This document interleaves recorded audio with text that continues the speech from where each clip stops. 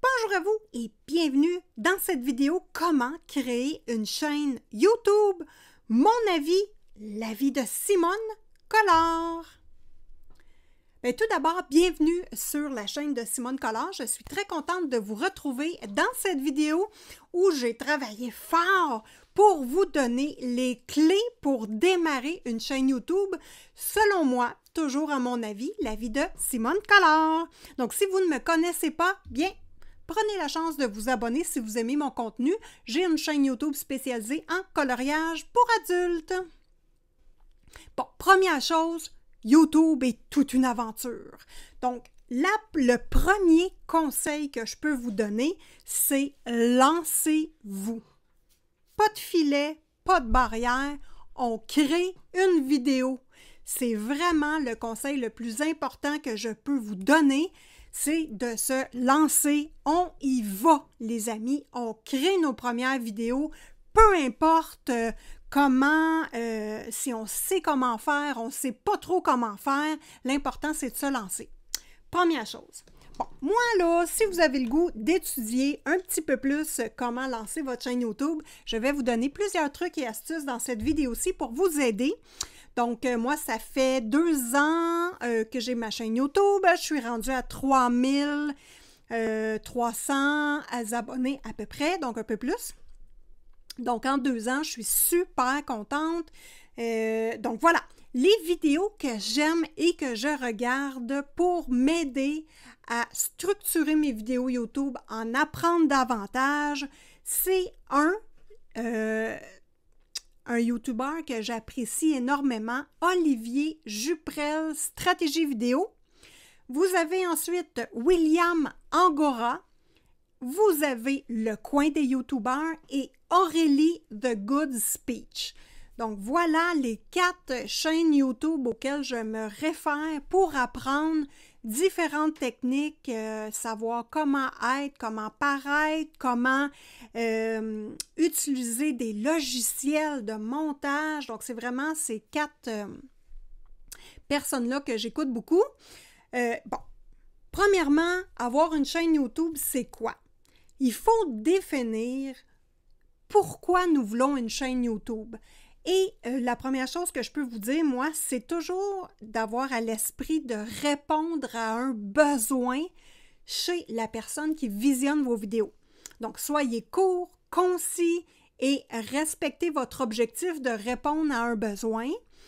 Moi, pour y arriver, j'utilise, papier-crayon. Oui, je scripte mes vidéos. Vous n'êtes pas obligé, mais moi, c'est une façon que j'ai trouvée pour être vraiment axée vers un objectif. Scripter mes vidéos. Ensuite, le montage. Vous n'êtes pas obligé. Moi, j'adore ça parce que je coupe toujours les bouts inutiles. Ce que je veux dire, c'est que quand je pars à parler sur un sujet qui n'est pas approprié, je m'en rends compte au montage et je coupe. Donc voilà, moi, j'aime un type de vidéo précis. Donc vous, c'est à vous de vous poser la question, quel type de vidéo vous aimez? Des vidéos qui sont super raccourcies, bon montage, on va à l'essentiel, ou des vidéos où les gens placotent. Ce sont des types de vidéos différents et c'est à vous de trouver ce que vous aimez. Les apprentissages que vous allez découvrir en créant votre chaîne YouTube, ça c'est super intéressant parce que c'est très varié. Vous allez devenir producteur, réalisateur, caméraman, perchiste, éclairagiste, scripteur, acteur, intervieweur, monteur, scénariste, graphiste. Vous allez apprendre le marketing, maquilleur, styliste. Donc, beaucoup de choses à apprendre sur YouTube et c'est intéressant avec le temps de se développer tout simplement. Donc, vraiment, là, la recette numéro 1 pour moi, c'est de répondre à un ou des besoins. 2, c'est revoir régulièrement notre recette, notre formule. Donc, ça, pour moi, c'est super important. S'établir également des objectifs et se repositionner pour le futur. Bon, je vous donne comme exemple. Mon objectif numéro 1 pour moi, c'était de me créer des amitiés, d'échanger sur un sujet que j'aime beaucoup et qui me passionne, le coloriage pour adultes. Donc ici, là, peu importe votre sujet, faut vous trouver un sujet pour votre chaîne YouTube précis. Donc ça va vous aider beaucoup. Faites des recherches, regardez des vidéos qui vont vous aider à bien planifier votre chaîne YouTube. Donc, ce que je veux dire, c'est revoir, analyser nos objectifs et les revisiter. Donc, moi, là, après 6 mois, je me questionne sur ma chaîne YouTube. Est-ce que j'aime ce que j'ai produit? Est-ce que mes statistiques vont bien? Est-ce que mon taux d'abonnement est bon?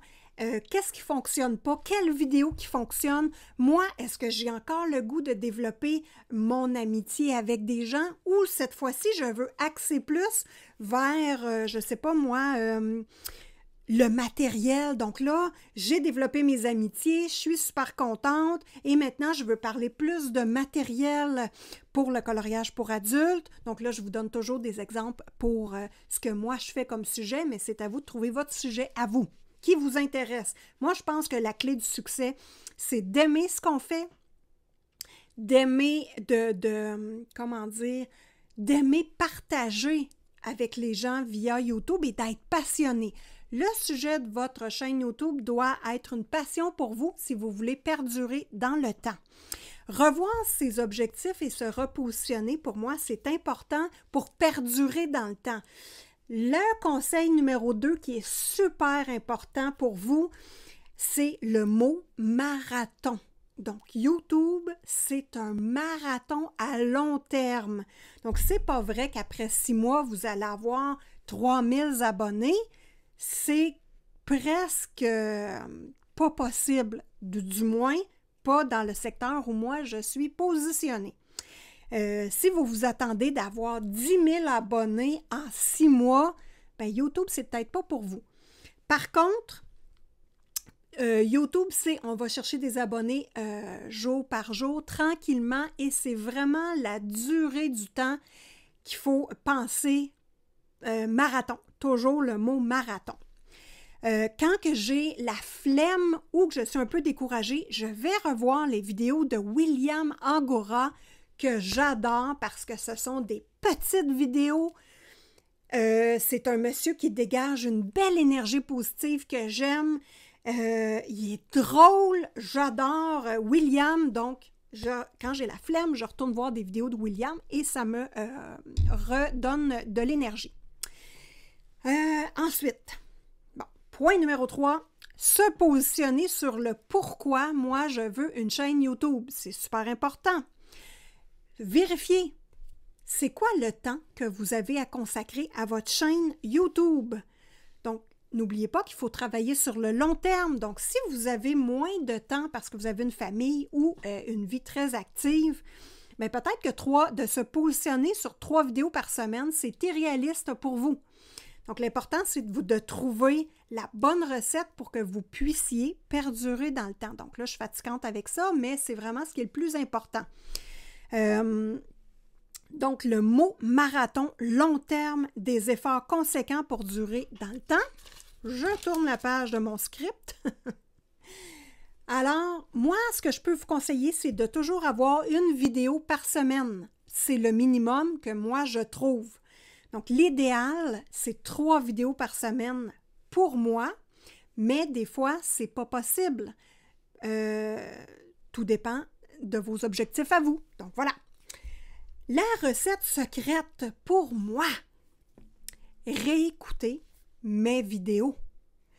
Donc là, il y en a beaucoup qui me demandent « Ah, le montage, comment ça prend de temps? » Bon, j'ai étudié, depuis que vous m'avez posé la question, j'ai étudié ça un petit peu. J'ai posé des questions à des colo-copines qui ont des chaînes YouTube également. Et une vidéo, je vais vous donner comme exemple. Une vidéo qui m'a pris 1 heure de tournage. Donc, faire le montage, ça va me prendre 1h30, 2 heures de plus. Voilà.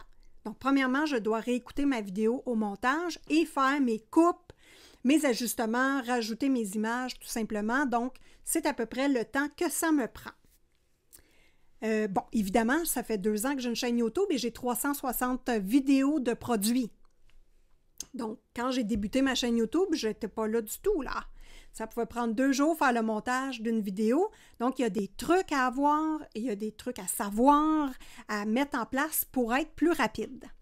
Donc, dans une vidéo, Olivier Juprel va vous le dire également, se trouver un code pour dire, quand tu entends le code, tu sais qu'il y a une coupe ou il y a un départ. Donc, moi, c'est vraiment le claquement des doigts qui me dit, mettons que je tousse. Là, je me replace et je repars ma vidéo, mais ma vidéo continue de rouler. Je fais juste et je continue tout simplement et je coupe juste avant d'avoir claqué des doigts. Voilà!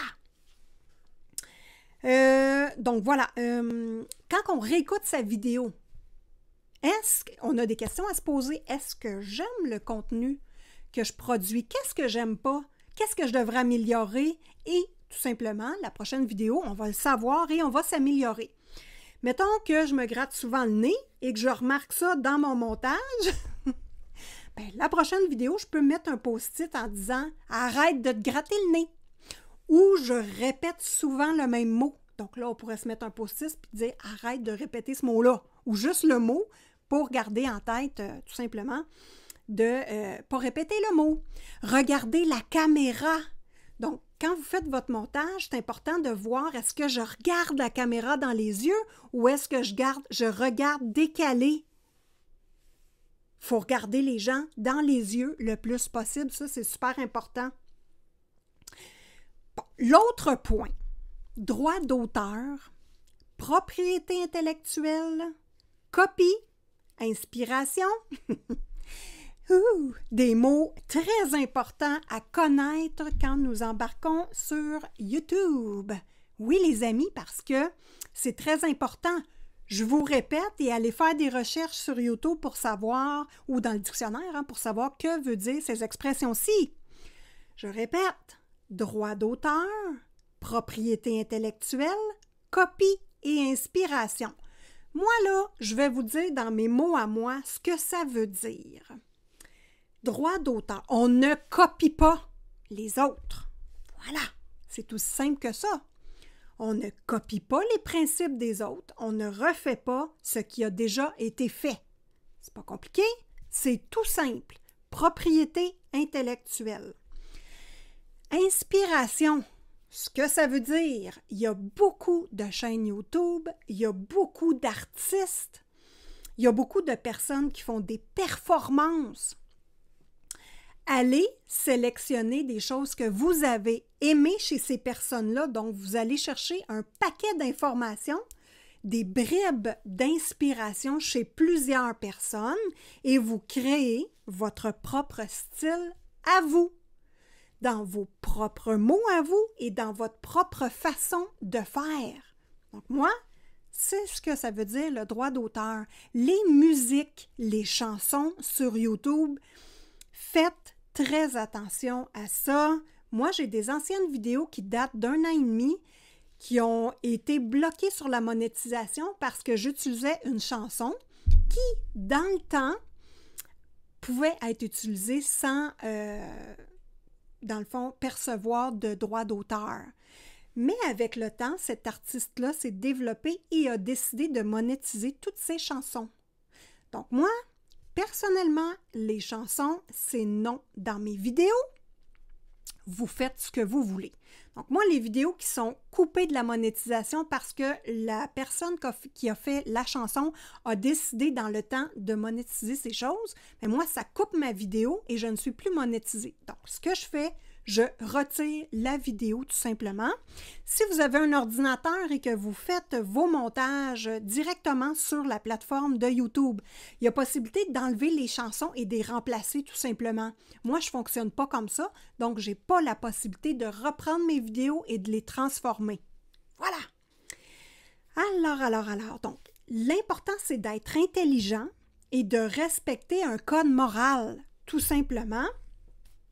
On ne copie pas les concepts, on n'utilise pas les mêmes noms et les mêmes idées que les autres. parce que vous allez vous le faire dire. Et oui, les gens, que ce soit une anglophone qui fait des vidéos en anglais et qui voit votre vidéo et que c'est le même concept, ben elle va venir vous le dire. Si YouTube s'aperçoit que vous copiez, vous allez malheureusement vous faire fermer votre chaîne YouTube. Donc ça, c'est super important de faire attention aux droits d'auteur. Donc, n'oubliez pas que YouTube, c'est petit dans le monde, donc l'information voyage rapidement. Donc, si vous pensez que vous êtes toute seule dans votre petit coin, bien non, il faut faire très, très attention à ça. Donc, moi, ma recette secrète, c'est l'inspiration à ma sauce. Voilà. Donc, j'utilise vraiment ma façon de faire, mes termes à moi, mes mots à moi, tout simplement, et je crée mes concepts de cette façon-là. Bon, évidemment, vous savez que je suis quelqu'un qui est très inspiré par les podcasts. Moi, ce qui m'inspire, ce n'est pas dans le monde du coloriage. Donc ça m'aide beaucoup dans l'univers que je suis, parce que je ne m'inspire pas de mon univers, mais d'autres choses que j'aime pour rapporter dans mon univers. Donc ça, c'est une façon de faire qui est intéressante. Ensuite, dans le fond, pour moi, comment vous voyez votre chaîne YouTube? Ça, c'est important de déterminer ça dans votre esprit. Donc, je vous dis ça simplement, vous partez votre chaîne YouTube, vous placotez avec les gens, vous faites des vidéos et tranquillement, pas vite, on commence à changer notre façon de faire, on se questionne, mais l'important, c'est vraiment de partir. C'est le plus difficile, ça a de l'air nono, mais c'est de faire sa première vidéo.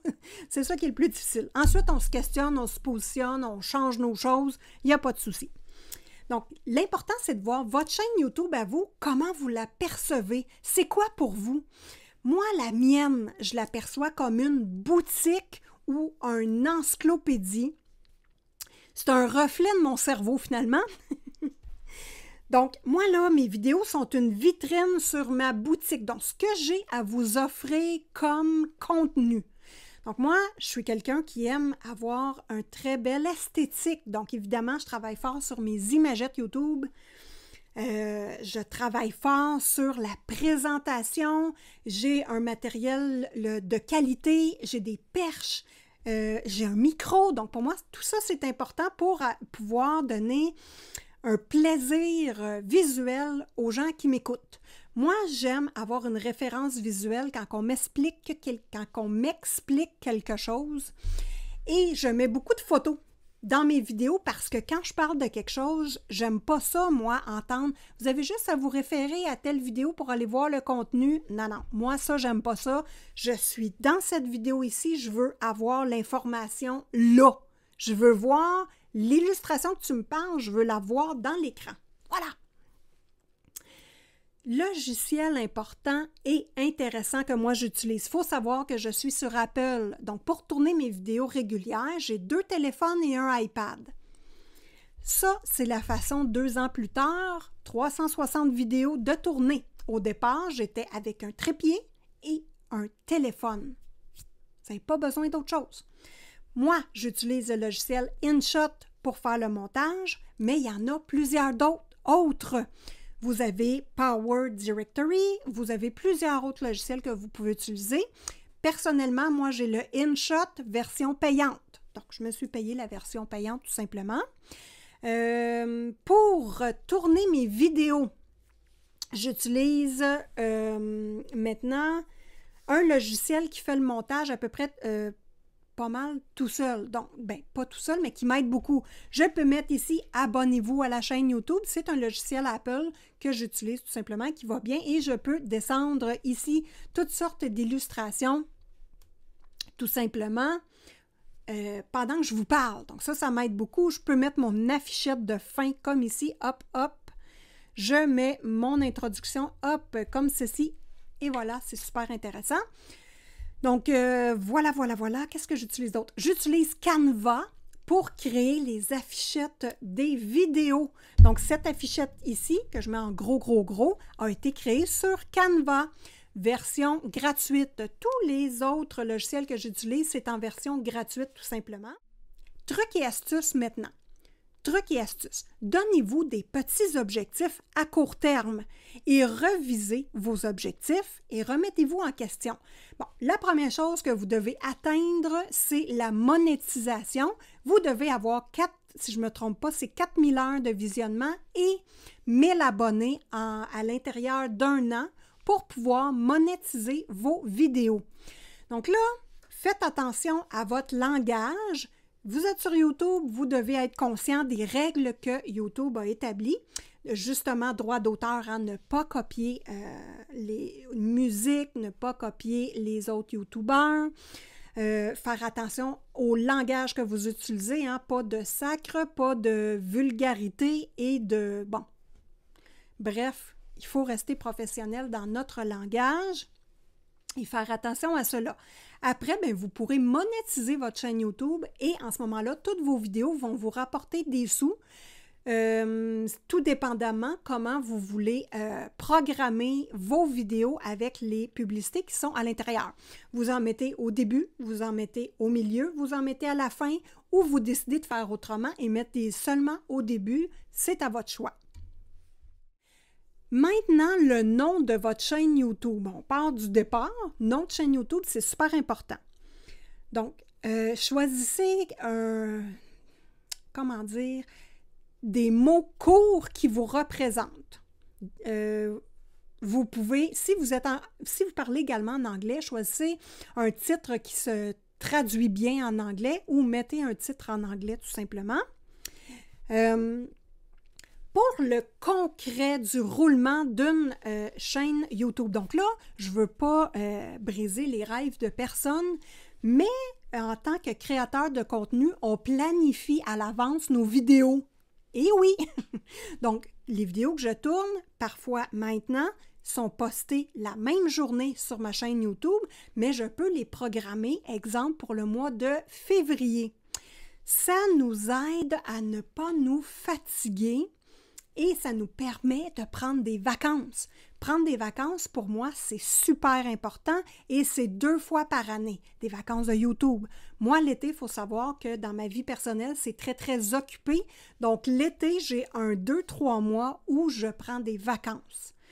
L'hiver, c'est la même chose. Mois de décembre, janvier, février, je prends des vacances. C'est important pour moi et en même temps, ça me permet de décrocher, de vivre d'autres choses et d'accumuler des sources d'inspiration et de créativité. Voilà! Moi, ce que je vous conseille, évidemment, c'est de publier une vidéo par semaine de façon récurrente, même heure, même jour. Faites des tests pour trouver la bonne journée et la bonne heure pour vous. Faites des tests également sur d'autres horaires et surveillez vos statistiques à l'aide de YouTube Studio. Écrire un plan de votre vidéo, c'est important, un script pour vraiment rester concentré sur le contenu et le sujet de votre vidéo. Ensuite, uniformisez vos plateformes YouTube, Instagram, TikTok, Twitch, et j'en oublie certains. Donc, uniformisez même nom, même affichette pour vous retrouver, c'est important, pour que les gens puissent vous repérer et s'abonner à vous. Faire des tests dans nos vidéos, des tests de façon tournée, de façon parlée, et observez vos statistiques, ça c'est super important. Si vous ne connaissez pas la chaîne de Simone Collard, bien, abonnez-vous, mettez-moi des petits pouces à la vidéo, c'est super important et ça va permettre à la chaîne de se développer. Ça s'appelle un appel à l'action.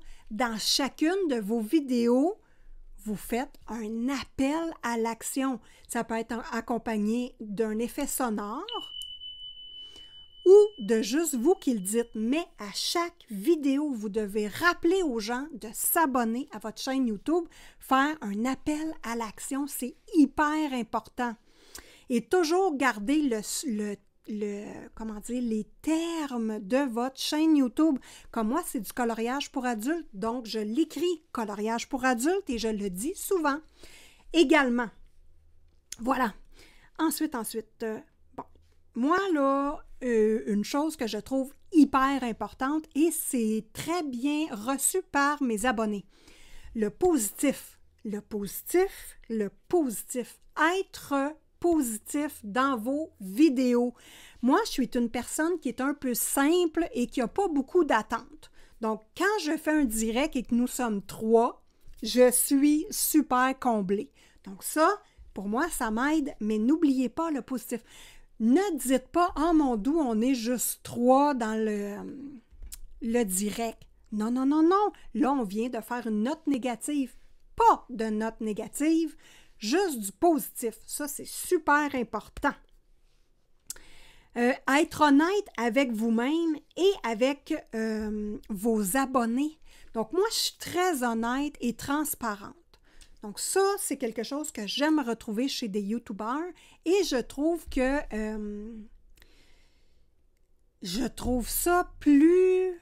ça permet un contact plus personnalisé, personnel avec la personne. Bon, Dieu que ça se dit mal tout ça. Moi, je dis des conneries. Je mélange mes mots puis je les laisse au montage. Des fois, j'écoute, des fois, je les laisse. Je trouve que ça donne vraiment le reflet de ma personnalité aux personnes qui m'écoutent. Voilà! Ensuite, un autre recette secrète que j'ai à vous donner, mon Dieu, c'est plein. Écoutez votre audience. Donc, écoutez, en fait, on ne peut pas trop écouter, là, mais lisez les commentaires de vos abonnés. C'est super important. Des fois, ça fait rire, des fois, c'est un peu triste, des fois, c'est choquant. Mais gardez toujours en tête qu'on est là pour s'améliorer. Donc, moi, j'ai une madame qui m'a écrit ce matin, dans une de mes premières vidéos, que c'était pas clair que j'étais un homme ou une femme parce que je ne faisais pas de face caméra. J'avais les doigts tachés d'encre et j'ai du poil sur les bras. Donc, c'était pas évident de savoir si j'étais un homme ou une femme. Ça m'a fait bien rire et j'ai écrit à la dame, vous avez bien raison, je suis peut-être Simon malgré tout. Et voilà, on passe à un autre sujet. Donc, posez également des questions à votre audience pour qu'ils puissent répondre dans les commentaires. Ça va vous aider à vous enligner sur qu'est-ce que les gens veulent voir dans votre chaîne YouTube. C'est quoi leur intérêt à eux? Répondre à des questions. Je l'ai dit au début, ce qui est important sur YouTube, c'est de répondre à un besoin. Pas nécessairement votre besoin à vous, mais le besoin de votre audience. Moi, mon truc, c'est de mêler les deux, tout simplement. Donc, je fais des vidéos qui m'intéressent sur des sujets qui m'intéressent et je fais des vidéos qui intéressent mes abonnés. Un petit mélange des deux, c'est une bonne recette. Ah là là! Donc là, on est à la fin de la vidéo, les amis, 30 minutes, et c'est à vous de choisir. Hein? Est-ce que moi, j'aime faire des grandes vidéos, des petites vidéos? Moi, je fais des vidéos de 15 minutes sur mes vidéos secrètes à tous les...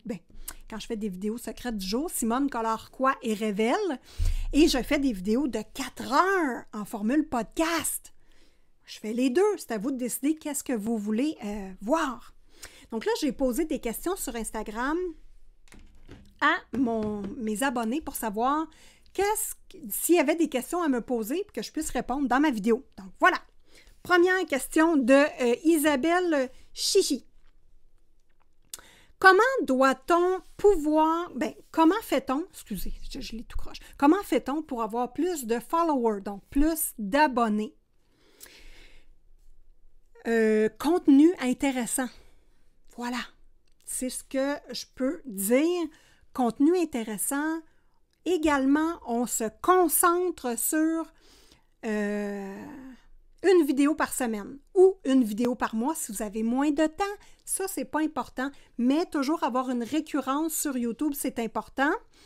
Même chose pour Instagram. Hein. Si vous avez une chaîne Instagram et que vous voulez savoir comment avoir plus d'abonnés à votre compte Instagram, postez du contenu, regardez dans vos statistiques à quelle heure qui est l'heure la plus intéressante pour poster vos vidéos et vos contenus.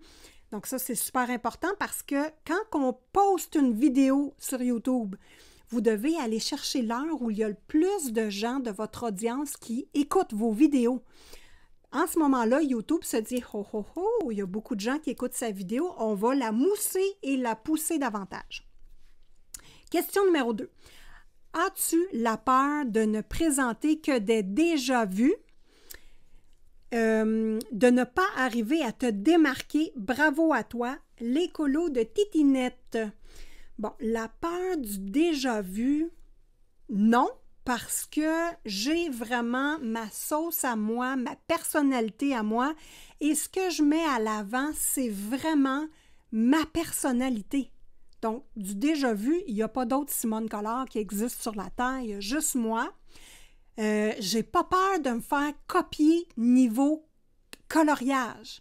Donc, moi, quand je vous fais des tutoriels, c'est pour que vous puissiez refaire le tutoriel, refaire la colorisation exactement comme je l'ai faite. Si vous voulez le faire, moi, ça ne me dérange pas parce que je sais qu'il y a juste une Simone Collard qui existe dans le monde et que mes prochains coloriages, il va avoir encore ma personnalité dedans. Donc, moi, ça me fait plaisir de vous partager ma personnalité. Donc, voilà. Le déjà vu, ben, c'est pas possible parce qu'il n'y a pas 2, 3 Simone. Voilà, là, je me répète. Question numéro 3. Vous voyez, le script, c'est important. Combien de temps ça prend pour le montage? Donc, voilà, de ma copine Gauthier.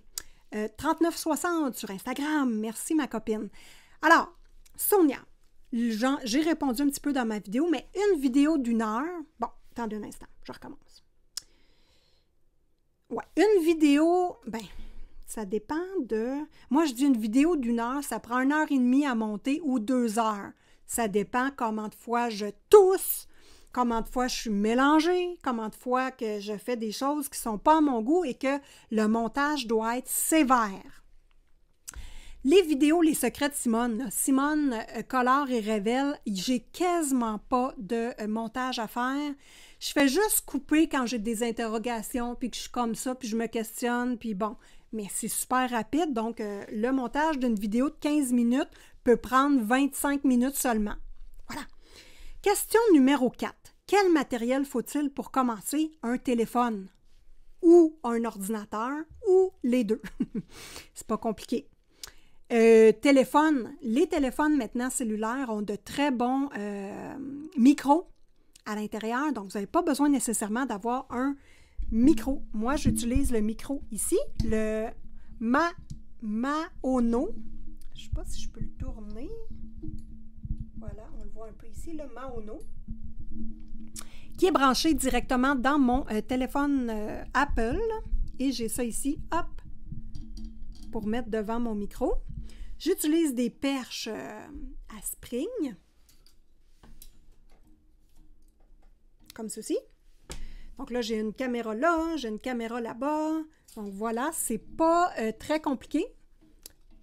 Parce que le plus possible, moi, je veux être capable de prendre ma caméra et la bouger ou d'être capable de faire des zooms facilement. Donc ça, c'est quelque chose qui m'aide beaucoup. Un trépied, ça fait le travail, mais j'aime beaucoup plus, dans le fond, les supports à spring. Personnellement, ça ne prend pas de place, ça se clip après un bureau et voilà. Ensuite, les logiciels. Quel logiciel? Donc moi, pour moi, c'est InShot pour le montage, Canva pour les imagettes YouTube. On utilise évidemment le YouTube Studio pour programmer notre chaîne YouTube. Et c'est tout ce que j'utilise, voilà. Là, je ne peux pas vous dire pour les logiciels sous Windows parce que je n'ai pas d'ordinateur, donc je ne peux pas vous dire.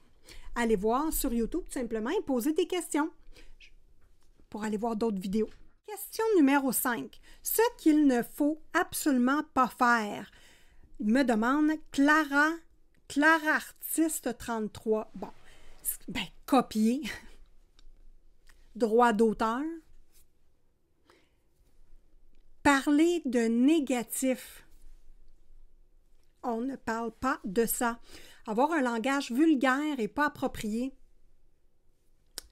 C'est pas mal ce que je pourrais vous dire qu'il ne faut pas faire. À part ça, je ne vois pas vraiment ce qu'on ne peut pas faire. Voilà. Ah, petite chose hyper importante. Ça va de soi, mais je préfère le dire, on ne parle pas dans le dos des autres. YouTuber. C'est une plateforme qui est publique et ouverte à tous, donc super important. Ensuite, question numéro 6. Est-ce que ça coûte quelque chose comme frais d'abonnement YouTube, me demande Mélissa Collot. Bon, ça coûte rien pour partir une chaîne YouTube. Les logiciels que j'utilise sont gratuits. Ça fait 2 ans que je tourne et j'ai toujours pas payé à nulle part, sauf mon logiciel de montage InShot, que j'ai pris la version payante qui coûte à peu près 20 $ pour 1 an. Voilà, le reste, et ça c'est un choix personnel parce que je veux sauver du temps et que le montant était par année tout simplement. Mais il n'y a pas de frais à nulle part pour partir une chaîne YouTube. Quand vous avez atteint vos 1000 abonnés, vous pouvez être monétisé et honnêtement, on se parle entre nous deux là. Moi, je vous conseille de monétiser votre chaîne YouTube. C'est sûr que ça ne rapporte pas beaucoup de sous. À tout le moins dans le domaine où moi je suis nichée. Par mois, c'est pas beaucoup, mais ça me permet de me payer du matériel pour améliorer mes vidéos YouTube. Donc, j'ai acheté mon micro avec ces sous-là, j'ai acheté mes perches avec ces sous-là, et là, ben, je ramasse mes sous pour une imprimante. Donc, mettez-vous des petits objectifs comme ça et surtout monétisez votre chaîne YouTube.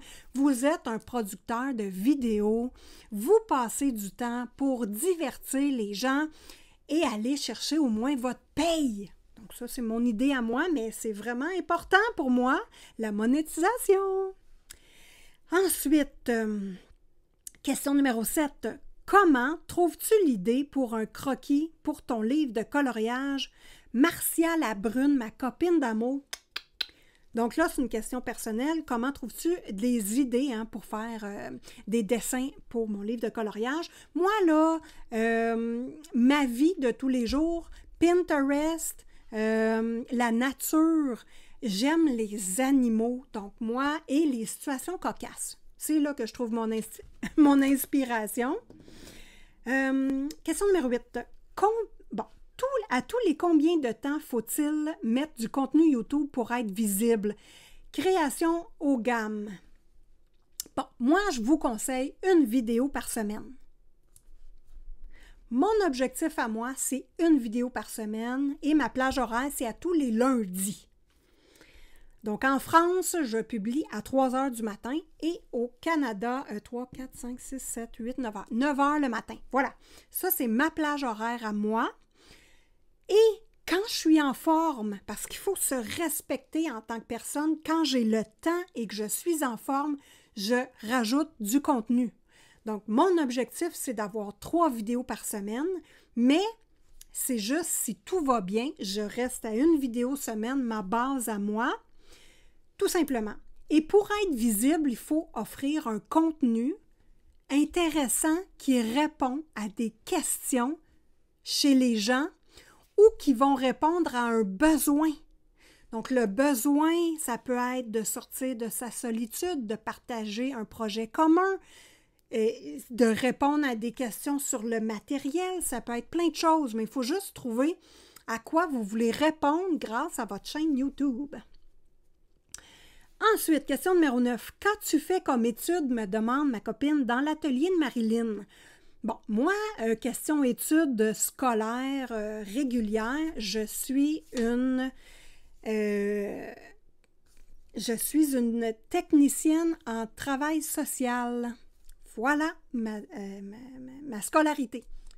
Question numéro 10. Prépares-tu à l'avance un planning de vidéo? Demande Virginie Collot. Bon, un planning de vidéo. Des fois, je me fais une liste de sujets de vidéos que je veux tourner, mais je vais vraiment, moi, avec l'inspiration du moment. Qu'est-ce que j'ai le goût de vous partager? Vous m'écrivez beaucoup de commentaires, je lis vos commentaires et vous me posez, vous me demandez beaucoup de sujets de vidéos et ça, je trouve ça hyper intéressant et c'est là-dessus que je me base pour tourner mes vidéos. Et également, planning de vidéo, je ne sais pas si tu voulais dire ça ou plus l'angle, est-ce que tu écris un script pour tourner tes vidéos? Donc, la plupart du temps, je fais un script pour tourner mes vidéos pour les vidéos informatives. Mais quand c'est un tutoriel, je vais écrire seulement les grandes lignes, me faire comme un espèce de plan de travail simplement et j'y vais selon le plan de travail. Ça m'évite d'être mêlée dans mes sujets et de suivre vraiment un parcours établi dans mes idées. Voilà. Question numéro 11. Que préfères-tu colorier? Demande Miss Spondy. Bon, c'est très varié pour ma part et avec le temps, ce que j'aime colorier change parce que je suis quelqu'un qui aime expérimenter et ne pas rester dans ma zone de confort, sinon je perds de l'intérêt. Donc en ce moment, c'est vraiment les portraits. Donc ça fait comme un bout de temps que je colorie et les portraits pour moi, j'adore, j'adore, j'adore. Et je travaille fort parce que je ne maîtrise pas pleinement. Donc voilà un exemple de portrait. Est-ce que j'en ai un autre dans ce livre? Oui! J'ai celui-ci également. Et vous voyez que je suis quelqu'un qui aime utiliser des couleurs qui sont inventées. Hein? C'est rare qu'un gorille vert va exister dans la vie. Donc, moi, j'aime ça utiliser des couleurs vraiment, comment dire, non conventionnelles. Voilà. Question numéro 12.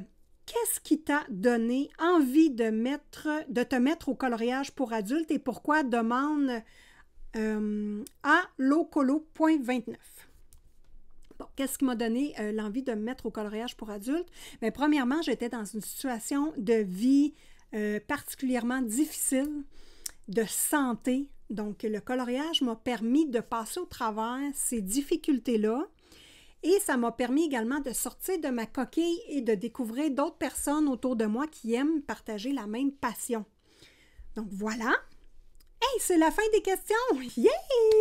Merci beaucoup d'avoir répondu à ma demande et de m'avoir écrit des petites questions.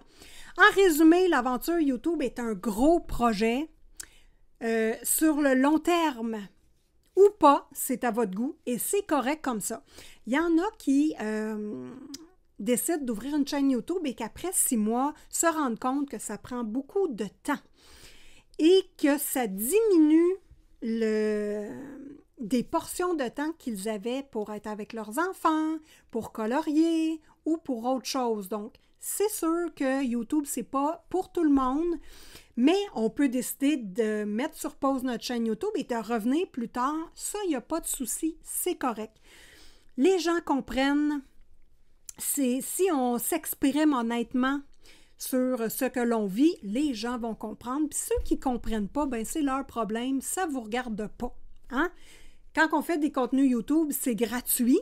Les gens consomment nos vidéos et ça ne leur coûte rien. Donc, s'il vous plaît, on reste respectueux. L'important pour moi, c'est de débuter. Lâchez-vous lousse et faites vos premières vidéos. Au cours de votre expérience YouTube, vous allez apprendre et vous allez vous développer.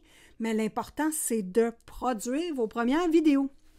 Les vacances, les amis, c'est super important de décrocher également. Planifiez-vous des petites vidéos à l'avance et décrochez complètement de l'aventure YouTube. Et personnellement, je vous dis, des réseaux sociaux aussi. Hein? Ça draine à un moment donné. C'est difficile, ça peut être lourd. Faites attention à ça. Mettez-vous une petite coquille aussi pour vous dire qu'il y a des gens qui écrivent des commentaires YouTube qui ne sont pas gentils. Ça leur appartient. C'est vraiment pas... Les gens ne vous connaissent pas, puis il y a des gens qui sont méchants dans la vie comme dans la vie régulière, mais c'est beaucoup plus facile d'écrire des commentaires plates à quelqu'un sur YouTube ou dans les réseaux sociaux. Et ces personnes-là ne vous le diraient jamais en face à face. Donc, essayez de prendre un pas de recul sur les commentaires YouTube. Voilà. Soyez positifs, bienveillants et YouTube, les gens vont être également positifs et bienveillants envers vous.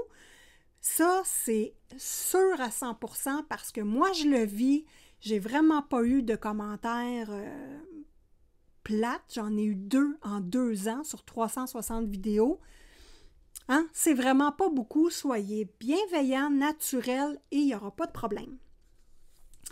Avisez vos abonnés sur les plateformes que vous prenez des vacances. Moi, je ne l'ai pas fait et ça l'inquiète les gens. Faites attention, j'y avais pas pensé. Donc, c'est... Analysez vos statistiques également, c'est important, et repositionnez-vous sur l'avenir. Moi, je veux vous dire mes principales régions qui m'écoutent, les amis. Et j'y vais en ordre de grandeur, vous allez être surprise. Moi, je suis une Québécoise qui habite au Canada. Et regardez bien les auditeurs que j'ai et je veux vous remercier pour terminer cette vidéo, tous et toutes.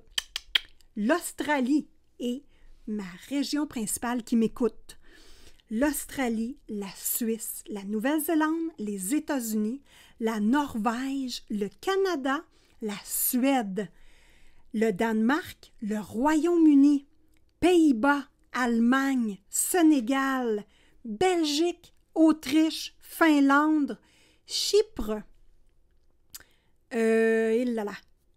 Liechtenstein, j'espère que je l'ai bien prononcé, Singapour, la France, l'Estonie, le Portugal. Et le reste, c'était des petites régions là, avec un petit pourcentage d'écoute. Donc voilà, je vous remercie énormément. Démarrez votre chaîne YouTube, les amis. Il y a de la place pour tout le monde. Je vous aime fort et on se revoit dans une prochaine vidéo. Appel à l'action. N'oubliez pas de vous abonner.